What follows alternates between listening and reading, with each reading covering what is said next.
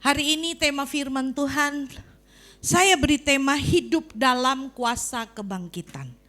Hidup dalam kuasa kebangkitan Tuhan kita Yesus Kristus. Ya. Kita baca dulu ayatnya yang terambil dalam Matius pasal 28 ayat 5 dan 6.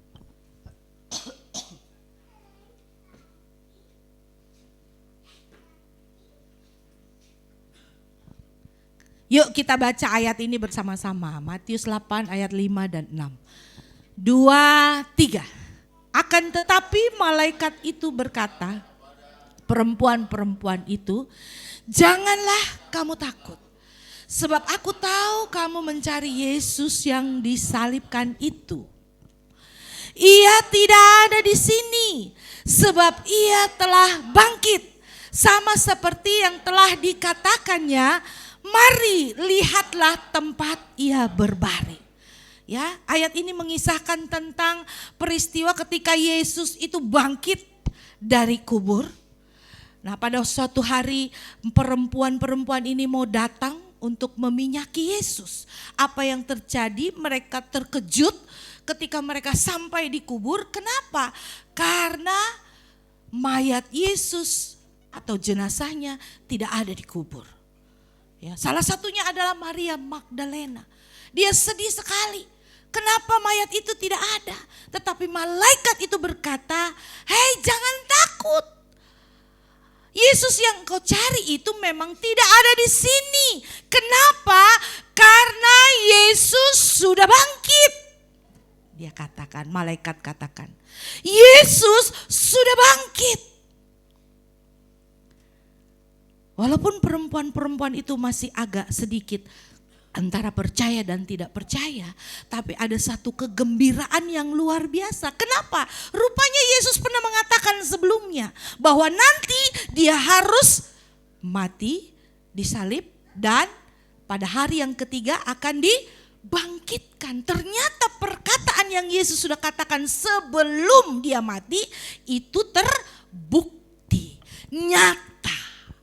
Dahsyat. Itu sebabnya orang-orang percaya, orang-orang yang percaya kepada Yesus Kristus harus merayakan kebangkitan Tuhan Yesus Kristus. Harus dirayakan. Kalau ada orang Kristen gak mau merayakan kebangkitan Kristus, perlu dipertanyakan kekristenannya. Apakah dia benar-benar Kristen pengikut Kristus, ataukah dia hanya KTP saja. Karena orang yang benar-benar mengerti, memahami, dia pasti merayakan kebangkitan Kristus. Karena itu adalah bukti satu kemenangan, bukti yang besar yang Yesus lakukan untuk membuktikan kepada dunia bahwa dia benar-benar Tuhan. Bahwa dia benar-benar Tuhan. Dia membuktikan itu sehingga orang-orang percaya itu diberikan bukti kemenangan. Jadi orang yang percaya kepada Kristus itu tidak percuma. Itu tidak sia-sia. Kebangkitan Kristus memberikan salah satunya yaitu kepastian bagi kita semua. Nah, kepastian apa? Ada 3 kepastian yang jelas. Selain yang lainnya. Salah satunya ini kepastian. Kepastian apa? Yang pertama, kepastian kepercayaan kita. Ya, 1 Korintus 15 ayat 17. 1 Korintus 15 ayat 17. Di situ dikatakan apa? Dan jika Kristus tidak dibangkitkan, maka kepercayaan kamu, maka sia-sialah kepercayaan kamu. Dan kamu masih hidup dalam dosa. Tuh.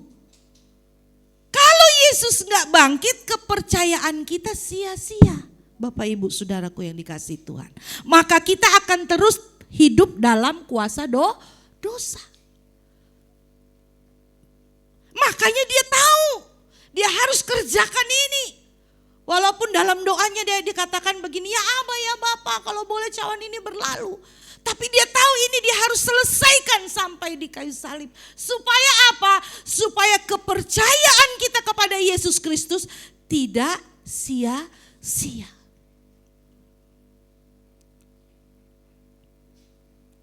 Jaminan kepastian yang Yesus berikan kepada kita itu luar biasa loh Bapak Ibu. Enggak ada loh Tuhan modelnya seperti Tuhan Yesus, saya mau katakan. Karena saya masih banyak melihat orang-orang yang karena kepentingan-kepentingan atau karena hal-hal yang sesuatu yang tidak prinsip, dia rela tinggalkan imannya, kepercayaannya di dalam Kristus.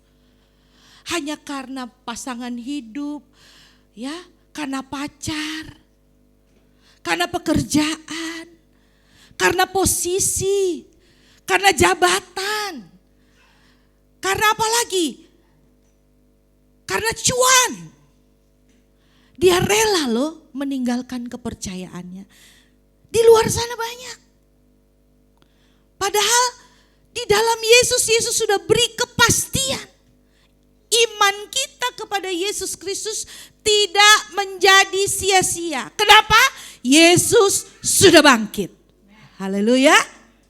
Yesus sudah bangkit. Bilang sebelahnya, Yesus sudah bangkit. Haleluya. Jadi kepercayaanmu tidak sia-sia. Kita harusnya bangga punya Allah seperti Yesus. Karena dia satu-satunya Allah yang membuktikan semua perkataannya. Nggak ada loh Tuhan model begini. Nggak ada. Saya belum pernah melihat seperti itu. Apa yang dia katakan, dia buktikan. Tadi kan di ayat ya, dia sudah mengatakannya bahwa nanti anak manusia akan disalib. Dan pada hari ketiga akan bangkit. Itu beberapa waktu lamanya sebelum dia disalibkan, dia sudah katakan itu. Dan dia lakukan. Tuhan Yesus bukan Tuhan yang omdo, cuma ngecap doang, enggak. Dia Tuhan yang luar biasa. Dia membuktikan perkataannya.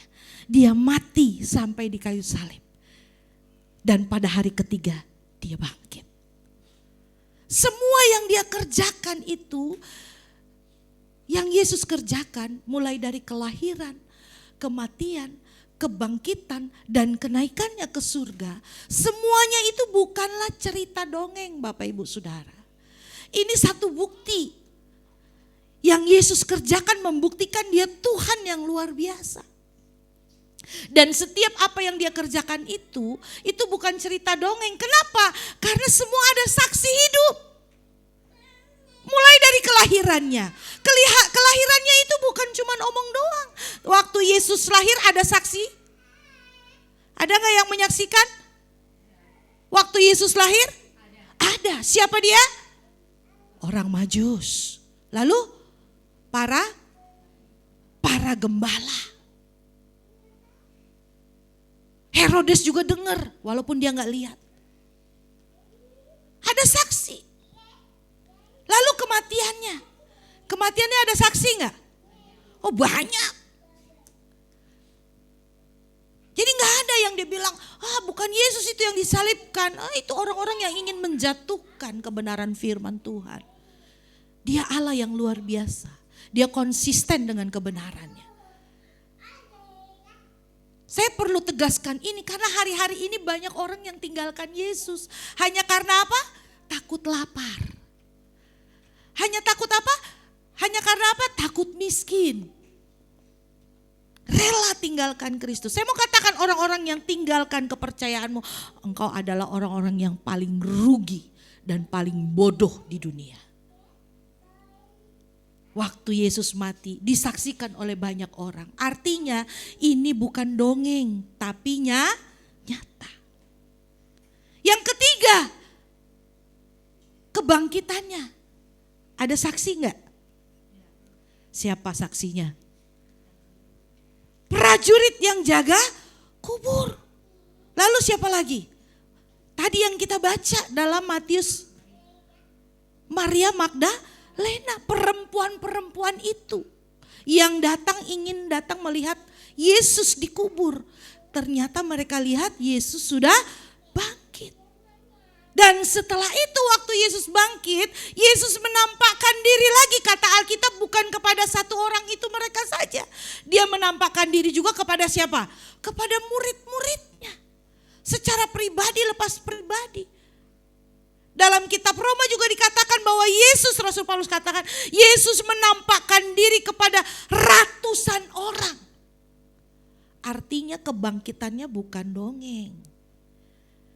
Yesus benar-benar bangkit. Dan kenaikannya ke surga, apakah ada saksi? Oh banyak. Yang menyaksikan Yesus naik ke surga itu banyak. Berarti Tuhan kita keren. Gak ada Tuhan yang seperti Dia. Kepercayaan kita di dalam Yesus Kristus itu tidaklah salah, saya mau katakan. Jadi jangan pernah kau tinggalkan Kristus karena si Joko, tinggalkan Kristus karena si Amina, tinggalkan Kristus karena hal-hal yang lain. Yesus Kristus satu-satunya Tuhan yang luar biasa.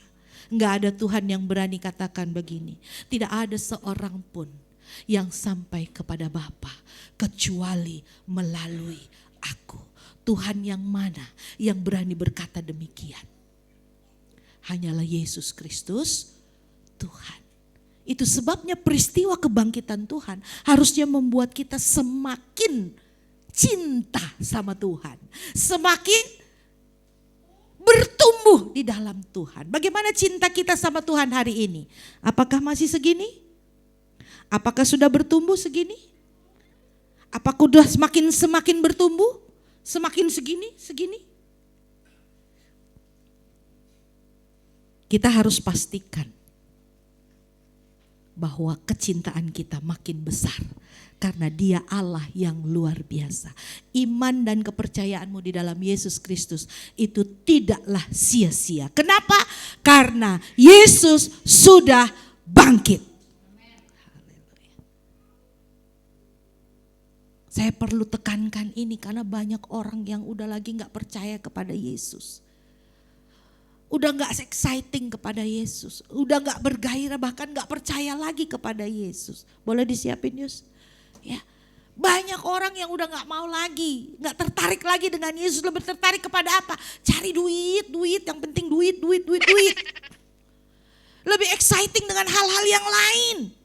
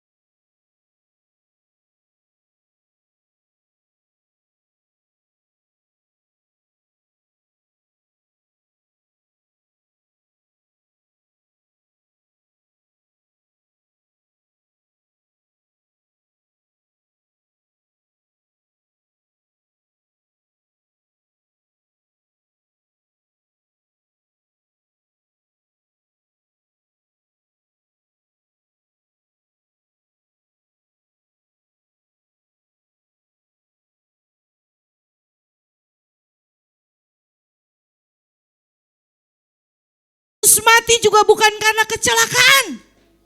Tapi Yesus mati, perhatikan baik, dia menyerahkan dirinya untuk mati di atas kayu salib. Yesus mengambil keputusan itu karena dia mengasihi saudara dan saya. Amin. Yesus ambil keputusan jalan kematian itu, dia yang pilih walaupun itu kehendak Bapa. Dia yang menyerahkan dirinya untuk mati. Kalau Tuhan aja mau menyerahkan dirinya untuk mati bagi saudara dan saya, masakan kita nggak mau mati manusia lama kita untuk Kristus? Amin. Masakan kita tidak mau mati manusia lama kita karena kebaikannya? Masakan kita nggak mau mati untuk membuktikan kasih kita kepada Tuhan?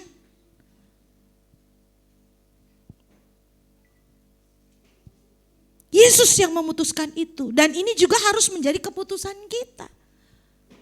Keputusan kita hari ini, aku akan berjuang untuk mematikan manusia lamaku. Saudara yang tahu bagian mana yang perlu dimatikan? Saudara yang mengenal diri saudara sendiri. Mana yang perlu dimatikan? Egomu kah? Mana yang perlu dimatikan? Masih kurang sabarkah? Kedaginganmu kah? Keinginanmu kah yang melebihi dari kehendak Allah? Bagian mana engkau yang tahu itu? Yang jelas manusia lamamu harus mati. Itu tandanya kita hidup dalam kuasa kebangkitan. Kita harus mati setiap hari. Pertanyaannya bagi kita untuk kita renungkan. Maukah kita berjuang untuk itu? Berjuang untuk mematikan manusia lama kita. Manusia lama kita apa? Suka bergunjing, suka ceritain orang, bertobat. Manusia lama kita yang perlu kita kita gumuli apa? Yang harus dimatikan apa? Memfitnah orang, menceritakan orang, mencelakai orang, merancangkan hal-hal yang jahat, bertobat. Itu yang harus kita matikan setiap hari. Ketika kita ambil keputusan untuk mati setiap hari, itu berarti kita hidup dalam kuasa kebangkitannya. Kepastian yang Yesus berikan melalui kebangkitannya itu tidak menjadi sia-sia. Karena kita berjuang untuk mengalahkan manusia lama kita. Berjuang untuk mematikan manusia lama kita. Itu yang pertama. Yang kedua,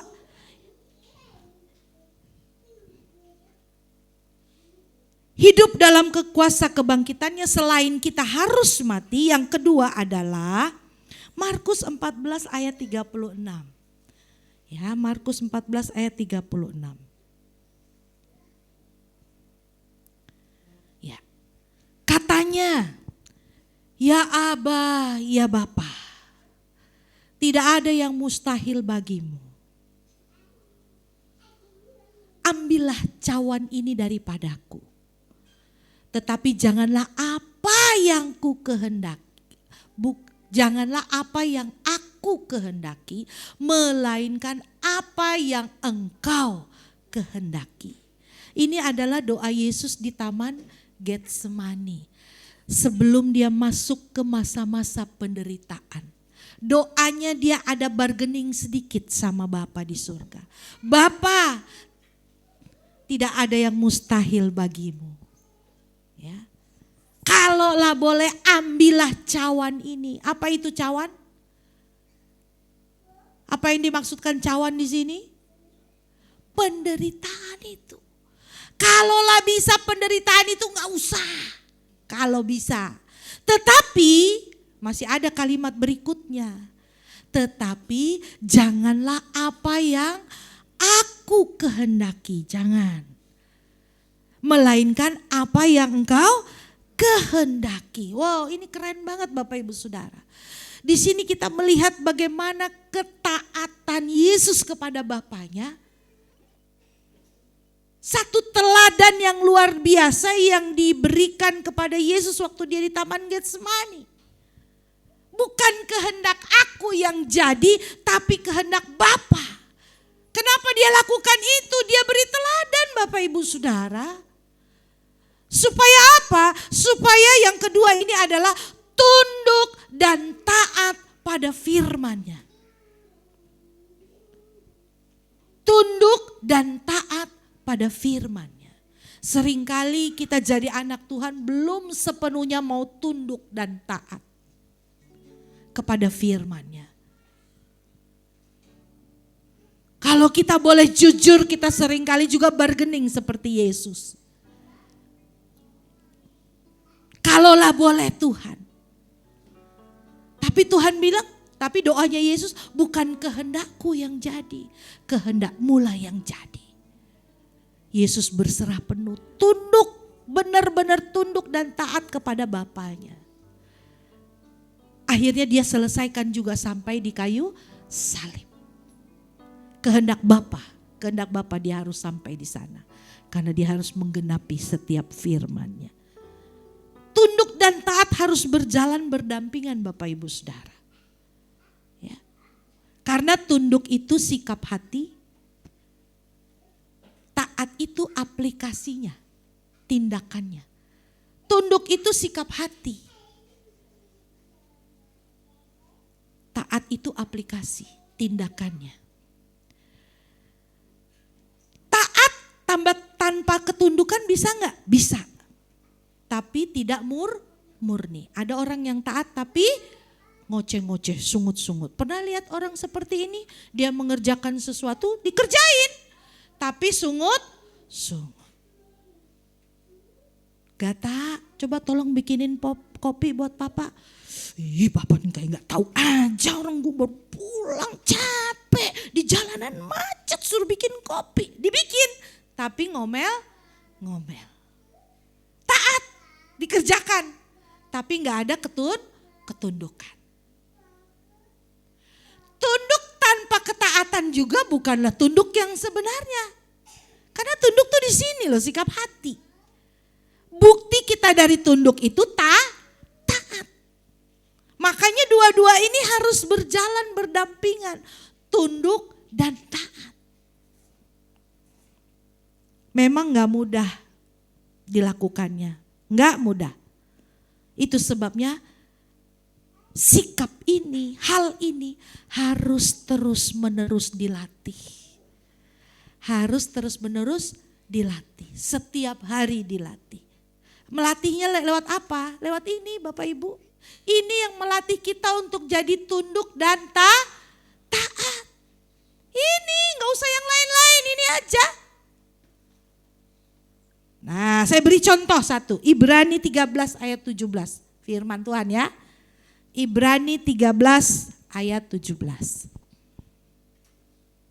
Ibrani 13 ayat 17. Nah, ini salah satu contoh. Firman Tuhan berkata begini, taatilah pemimpin-pemimpinmu dan tunduklah kepada mereka. Sebab mereka berjaga-jaga atas jiwamu. Sebagai orang yang harus bertanggung jawab atasnya. Dengan jalan itu mereka akan melakukannya dengan gembira. Bukan dengan keluh kesah. Sebab hal itu tidak akan membawa keuntungan bagimu. Contoh, dikatakan apa? Taatilah pemimpinmu dan tunduklah kepada mereka. Ini salah satu latihan untuk kita tunduk dan taat Bapak Ibu Saudara. Ya. Untuk kita tunduk dan taat ini salah satunya. Taatilah pemimpinmu. Otoritasmu. Mau otoritas mulai dari presiden, otoritas banyak ya.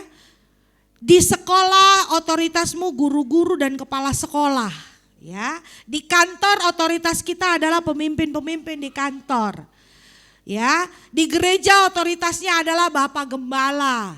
Di negara ini otoritasnya adalah presiden. Di jalan otoritasnya adalah Pak Polisi, ya kan, di jalan. Di rumah tangga otoritasnya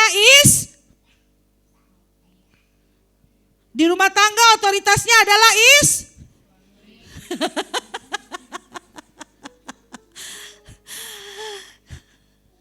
dalam rumah tangga otoritasnya adalah suami. Kadang otoritas memang tidak memenuhi ekspektasi kita mungkin. Tapi firman Tuhan mengajarkan kita harus tunduk. Ketidaksempurnaannya dia, kita tetap harus tunduk. Setiap otoritas, taatilah pemimpin-pemimpinmu. Ini mah latihan tunduk dan taat. Pertama-tama latihannya kepada otoritas. Sangatlah mudah kalau otoritasmu menyenangkanmu sesuai dengan ekspektasimu. Tapi ketika otoritas kita gak sesuai dengan keinginan dan harapan kita, sulit untuk kita tunduk, betul atau betul. Tapi kita diajar untuk apa? Tetap tunduk, taat. Sikap hati dan praktek tetap tunduk dan taat. Belajar untuk tetap tunduk pada otoritas. Ini contoh. Dan yang lainnya banyak nih kita belajarkan, tiap hari kita baca. Apa yang kita baca kita praktek. Amin. Bukan sekedar baca. Waktu kita baca, kita bagikan di grup kepada teman-teman kita. Kita diberkati lewat bacaan firman Tuhan kita hari ini. Jangan lupa praktek. Bukan cuma dibaca saja, tapi praktek dalam hidup setiap hari. Nah, dari sinilah kita belajar untuk tunduk dan taat kepada Tuhan. Waktu kita tunduk dan taat kepadanya, maka kita sedang hidup dalam kuasa kebangkitannya. Kami terus dalam dimensi-dimensi kerajaan-Mu. Kami tahu bahwa kami adalah warga kerajaan Allah yang diberikan kemampuan untuk melihat, menyaksikan, dan merasakan Tuhan peran kami di tengah dunia ini. Terima kasih Tuhan buat kebangkitan-Mu. Engkau bangkit, maka kami pun bangkit Tuhan. Dari segala hal, dan Engkau nyatakan itu. Dari ikatan dosa, dari ikatan kebiasaan buruk, dari ikatan-ikatan yang lain. Karena kami percaya Tuhan Yesus sudah bangkit. Biarlah kami warga kerajaan Allah menikmati pemerintahan-Mu, kemuliaan-Mu, dan segala yang Engkau lakukan buat kami. Sekarang kami rindu, kami diberkati oleh Raja kami, oleh Allah kami, yang menjadi sumber kekuatan, sumber berkat, sumber pemulihan dalam hidup kami. Sekarang saudara-saudara, pulanglah. Dan mari kita sama-sama terima berkat. Berkat yang luar biasa yang dinyatakan di dalam setiap kehidupan kita. Tuhan memberkati engkau dan melindungi engkau. Tuhan menyinari engkau dengan wajahnya dan memberi engkau kasih karunia. Tuhan sendiri menghadapkan wajahnya kepadamu dan memberi engkau damai sejahtera hari ini sampai selama-lamanya. Terimalah berkat kerajaan ini demi dan di dalam nama Tuhan Yesus Kristus. Haleluya. Amin.